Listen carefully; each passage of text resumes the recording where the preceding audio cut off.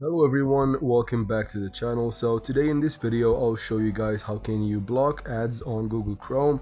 So basically, if you are being annoyed by the ads you get on your websites on Google Chrome and how they pop up out of nowhere, today in this video I'll show you how to stop them. So first you open your Chrome browser and select an account. And then from here, hey, by the way guys, you can follow up with me in this tutorial even if you want to do the same on your mobile devices, so you can work on mobile Chrome as well. So from here, once you open Chrome, you can tap on the three dots in the top right corner, and then from here we need to go to settings. So here it is, and then within settings you need to go to privacy and security. It should be right here. Tap on it, and then here you scroll down until you find site settings.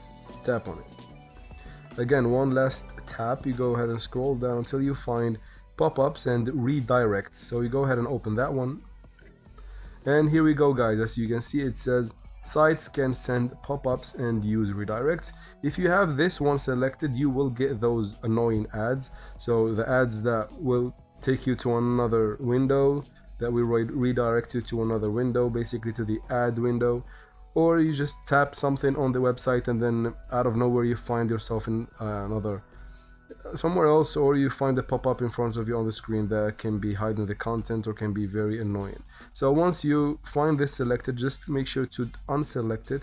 Make sure it's selected on don't allow sites to send pop-ups or use redirects, and you should be good to go.